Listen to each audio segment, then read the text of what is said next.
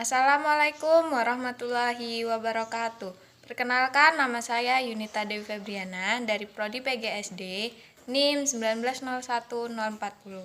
Di sini saya akan memenuhi tugas akhir mata kuliah bimbingan dan konseling dengan dosen pengampu Bapak Dr. Dery Putra SPD MPD. Nah, di sini saya akan mewawancarai salah satu guru yang ada di salah satu sekolah dasar di Kepenuhan, yaitu SD Negeri 017 Kepenuhan. Nah, sekarang saya sudah bersama salah satu guru di SD Negeri 017 Kepenuhan. Nah, dengan Ibu siapa? Biasanya anak-anak manggilnya Bu Nia. Nah, Bu Nia, di sini Ibu mengajar apa, Bu?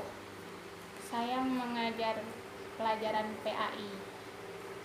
Ibu di sini sudah berapa lama mengajar? Alhamdulillah sudah berjalan selama 1 tahun. Nah, di sini saya akan mewawancarai Ibu seputar bimbingan dan konseling. Apakah Ibu bersedia? Boleh. Nah, di sini saya ada beberapa pertanyaan sederhana. Yang pertama, menurut Ibu apa sih bimbingan dan konseling ini sendiri?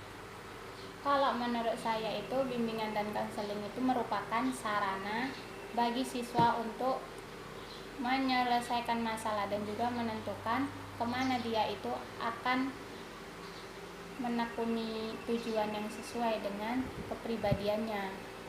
Nah, peran BK di sekolah ini tuh seperti apa, Bu? Kalau peran BK itu sebagai pencegah, terus menyelesaikan dan juga menindaklanjuti masalah yang terjadi pada diri siswa. Kemudian BK juga membantu siswa agar masalah yang terjadi pada dirinya itu tidak terulang kembali. Nah, apakah BK ini hanya menangani siswa-siswa yang bermasalah saja? Oh, tidak. Kalau di sini itu kami sering memanggil siswa yang berprestasi agar dapat meningkatkan lagi prestasinya.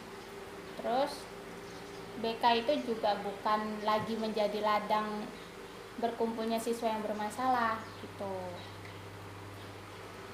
Nah, sebelumnya, apakah di sekolah ini ada guru yang dikhususkan dalam bidang bimbingan dan konseling? Kalau untuk saat ini sih belum ada, tapi wali kelas yang berperan sebagai BK. Dan juga kita juga berkoordinasi dengan kepala sekolah gitu. Jadi BK itu bisa berjalan dengan baik di sekolah ini. Nah, menurut Ibu, mengapa BK identik dengan pendidikan? Dan pentingnya BK di dunia pendidikan ini sebagai apa sih, Bu? Kalau BK itu identik dengan pendidikan karena apabila seorang pendidik itu melakukan kegiatan mendidik, sama artinya dengan ia membimbing. Nah, begitu juga sebaliknya. Kalau seseorang itu sedang membimbing, berarti dia juga mendidik gitu. Nah, kalau untuk pentingnya BK di dunia pendidikan itu ya salah satunya itu sebagai wadah usaha untuk mengembangkan potensi kepribadian individu tersebut. Nah, saat menangani salah satu siswa yang bermasalah, apa sih kesulitan yang sering dihadapi oleh BK itu sendiri? Kalau kesulitannya itu salah satunya ketika kita berkomunikasi dengan siswa tersebut, siswa itu sulit untuk diajak komunikasi gitu. Dia terbilang sangat penutup, malu gitu. Malah ada yang ketika kita tanya punya masalah apa gitu, dia malah menangis. Padahal nggak kita bentak-bentak gitu. Terus selanjutnya ketika kita sudah mengkomunikasikan dengan orang tuanya sudah tahu, tetapi tidak ada tindak lanjut dari orang tua. Jadi kita hanya masalah tersebut itu hanya mutar-mutar saja, nggak ada perkembangannya, nggak ada perubahannya begitu. Apakah ada masalah yang Ibu temui Ibu sendiri temuin mungkin di dalam kelas menangani siswa tersebut? Eh, ada satu siswa yang saya jumpai itu, siswa tersebut itu terbilang sangat aktif gitu.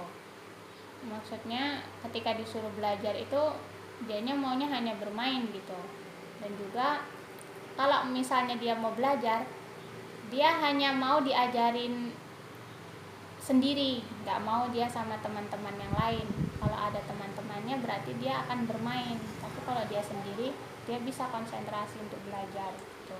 Nah, kemudian gimana Ibu menangani siswa tersebut?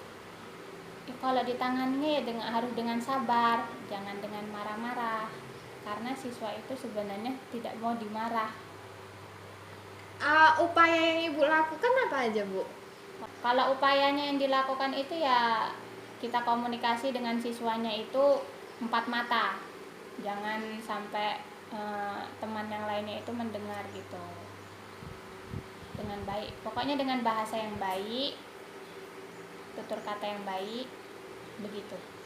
Nah, setelah Ibu berkomunikasi dengan siswa, Ibu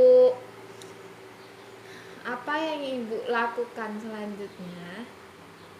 Ya, kita sampaikan kepada wali kelas bahwasanya ada siswa yang di dalam kelas tersebut itu ada siswa yang sangat aktif gitu, tidak bisa menerima pelajaran dengan baik.